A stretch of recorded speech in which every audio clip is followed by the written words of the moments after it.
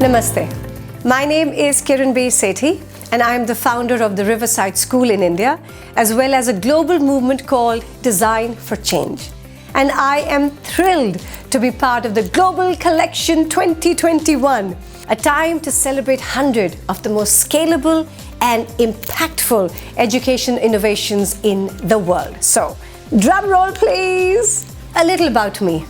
It's been nearly 20 years since I started the Riverside School and around 10 years since I launched Design for Change. And I think it's a good time to look back and reflect on the lessons and insights that I've learned about these two words, scale and impact. But I'd like to do it through the lens of excellence and equity. So, lesson number 1 about excellence and scale. In any field, and this is what I've learned, is that excellence is a subset of deep understanding. You know, when I started Riverside School, I did not come from a background of education. So I think the last 20 years have been spent on unrelentingly committing to understanding. Not just about how do you run a school, but really about what does it mean to educate our children. Consider this, that if we are human by chance, does education play a role to make us humane by design?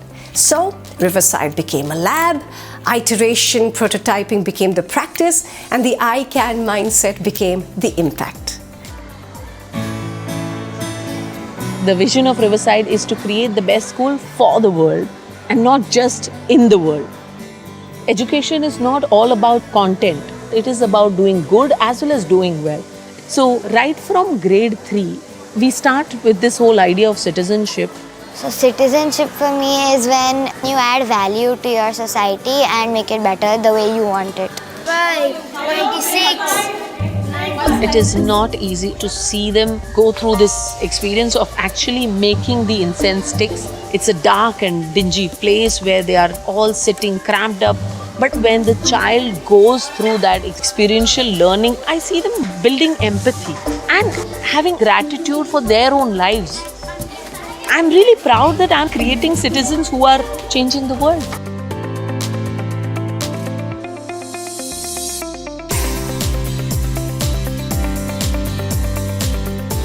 And interestingly, unbeknownst to us, when we committed to going deep, our impact actually went wide. In fact, the practices at Riverside started, influencing and inspiring schools around the world to see what was possible. I mean, this experience not only humbled us, but man, it really gave us a huge moral responsibility.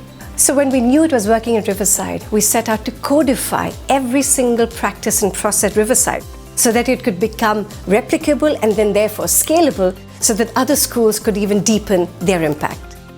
So the lesson I have learned is simply this, that excellence is both scale, changing the mindset, and scalable, changing the practice. Lesson number 2.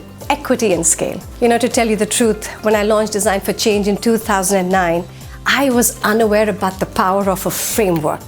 In fact, I had no plans to go global. Absolutely not. All I wanted to do was that the design of the solution had to be simple enough to be able to reach every child in every corner of India.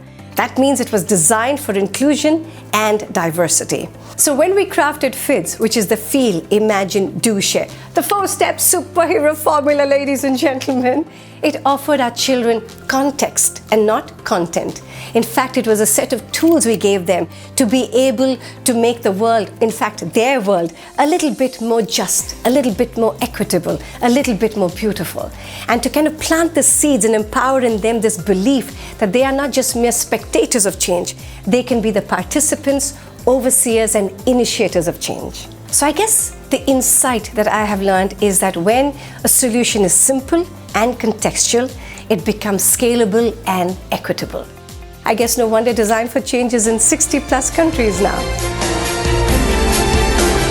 Unfortunately, most ministers of education today are so consumed with science, technology, engineering, mathematics, and having higher test scores that they forget that at the end of the day, if we don't have people of good character, people who do the right thing, intellect in itself will destroy the world. It will not save it. So here's to Design for Change.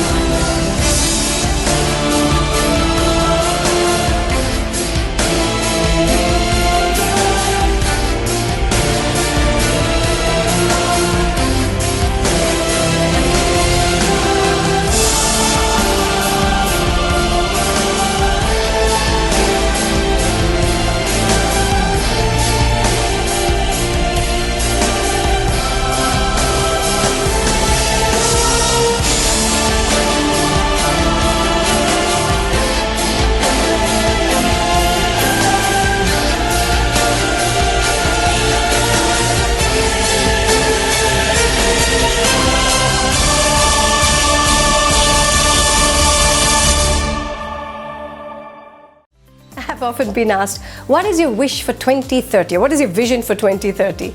Well, I like to say that I like to be a queen of some country.